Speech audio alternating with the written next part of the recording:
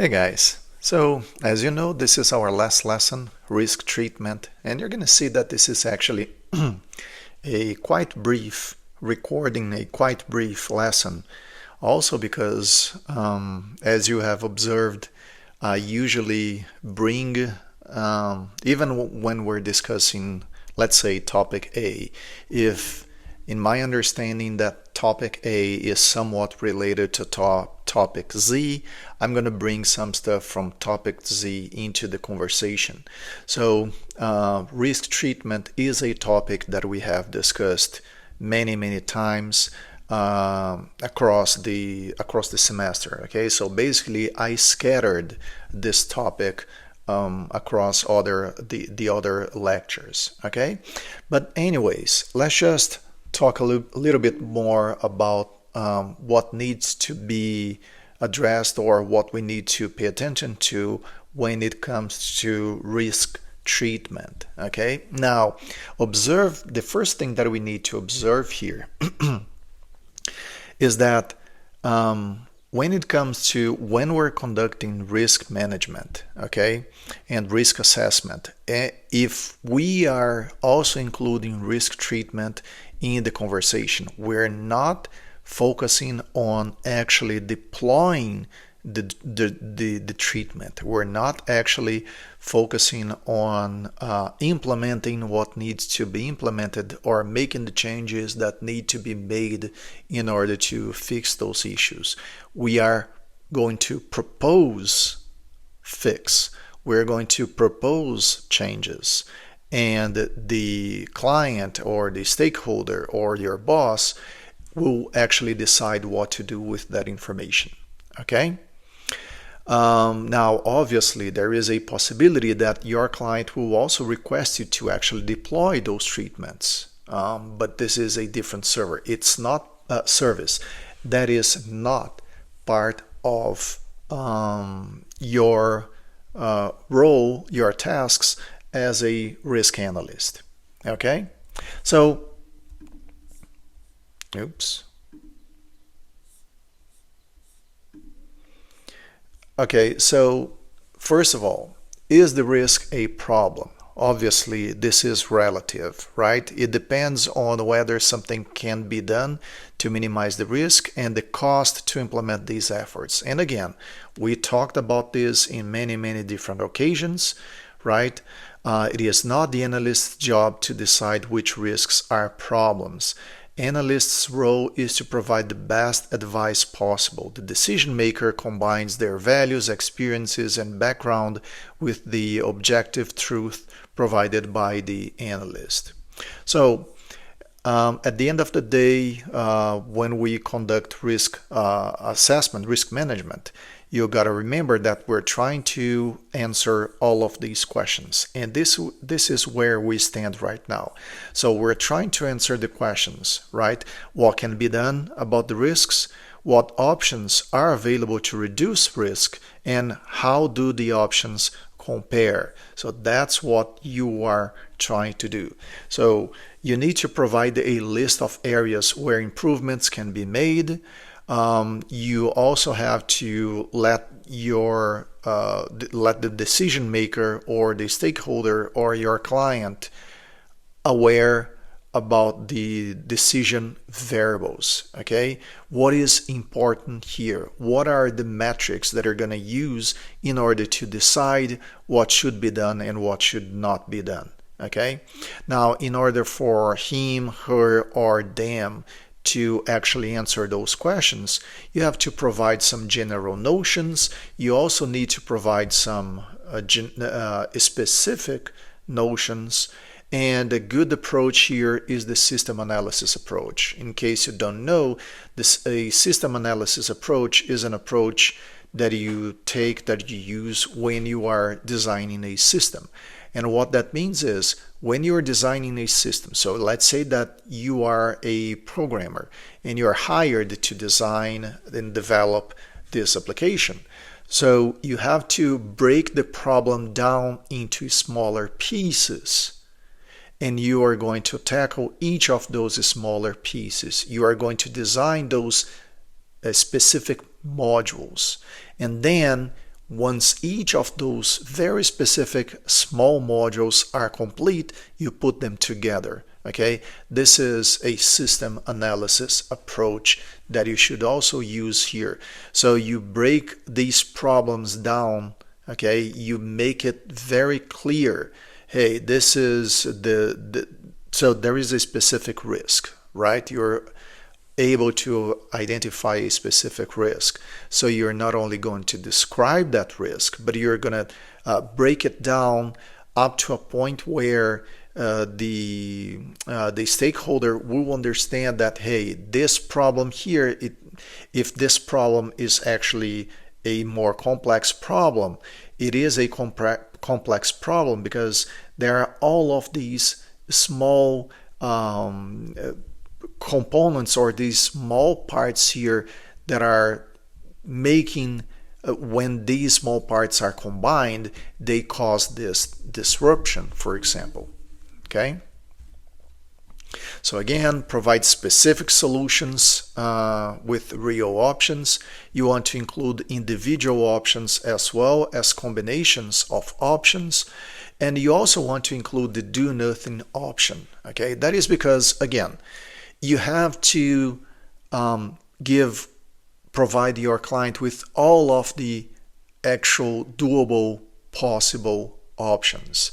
Meaning, well, this is, for example, this is specific risk, this is a severe risk, okay? And the impact, it's not only the severity, but also the impact.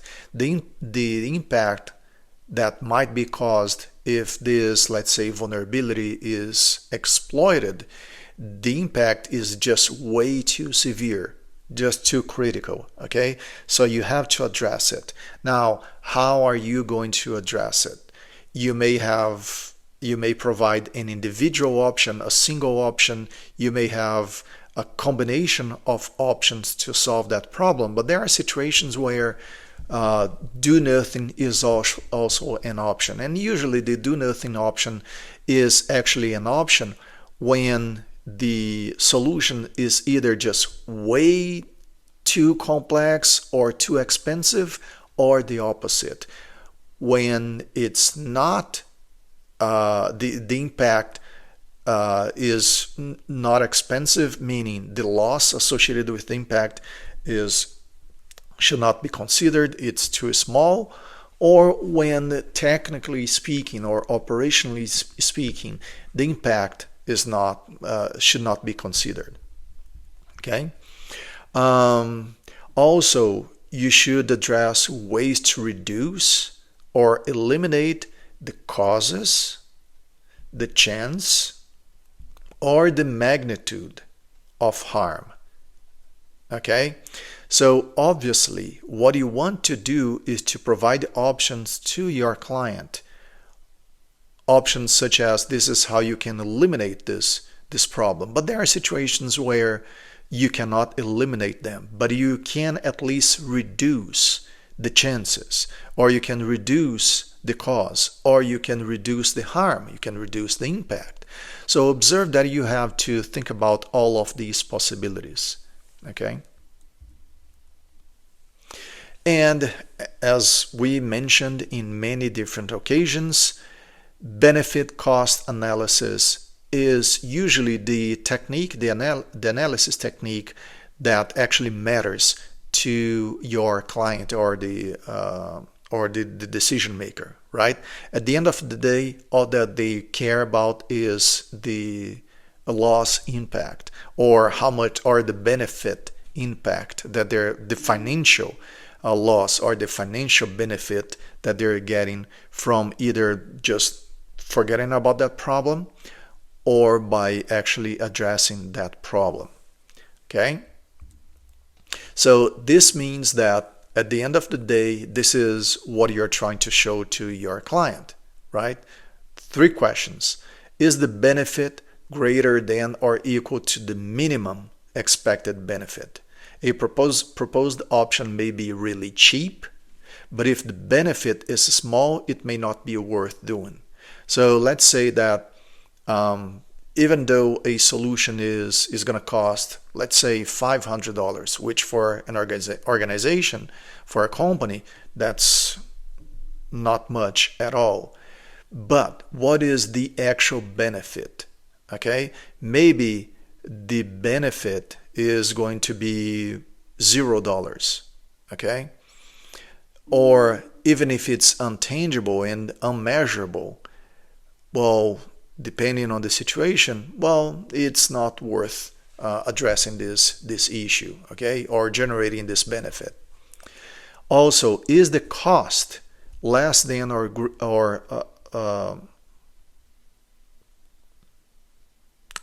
less than or equal to the maximum acceptable cost? So if the cost is too great, the option will be thrown out even if the benefits are significant. Okay?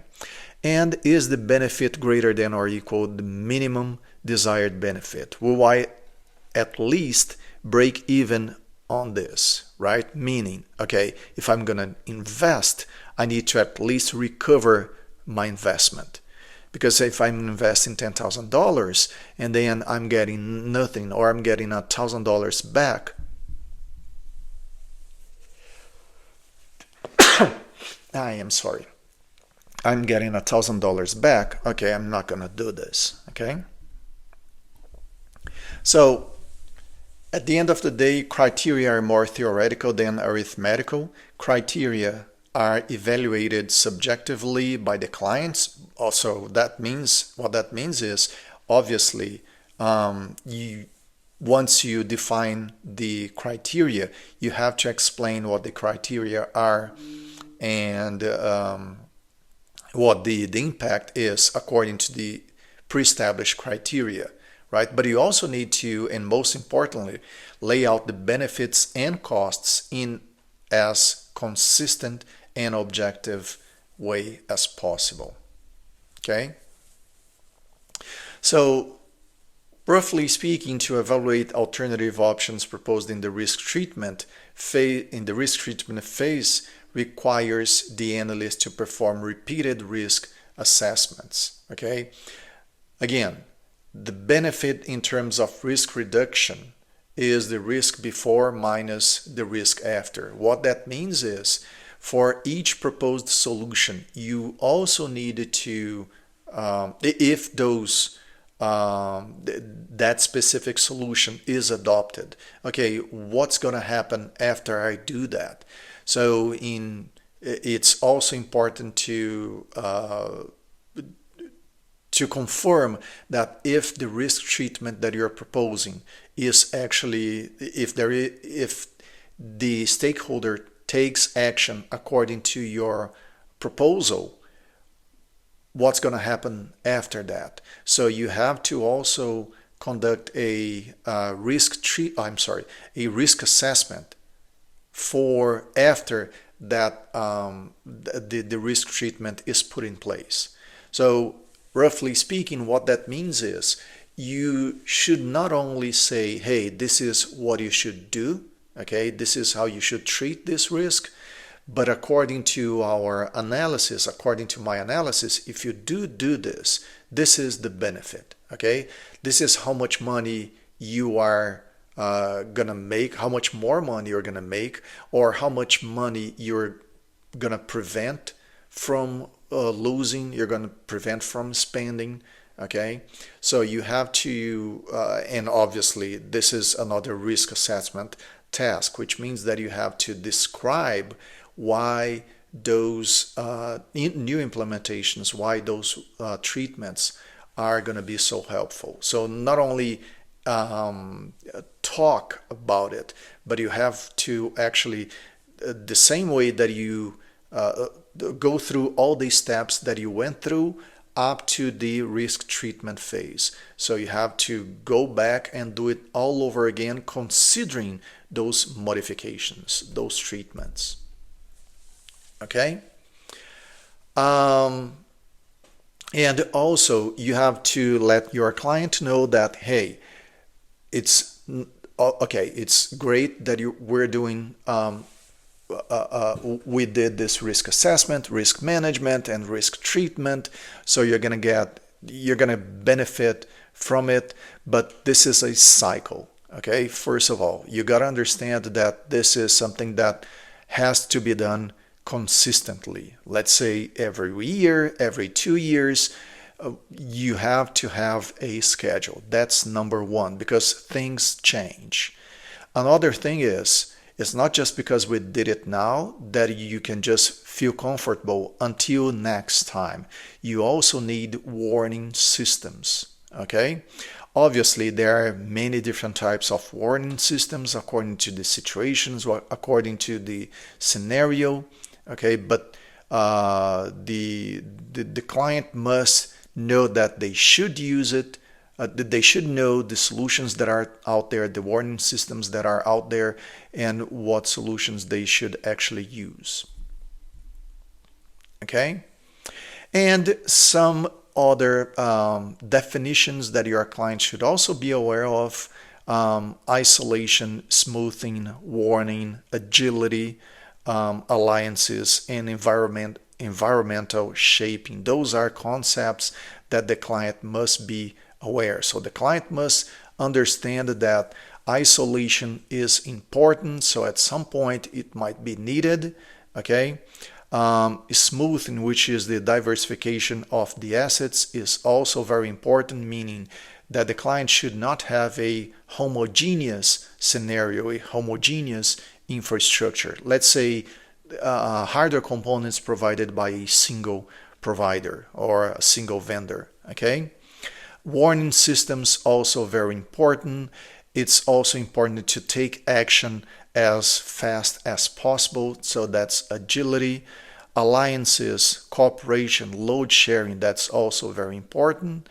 And environmental shaping, creating positive conditions, is also very important. So these are some definitions that your client, you obviously, but also your client should be aware of. So with that, we conclude our last lesson. I hope you guys enjoyed our discussions, enjoyed our lectures, and thank you so much.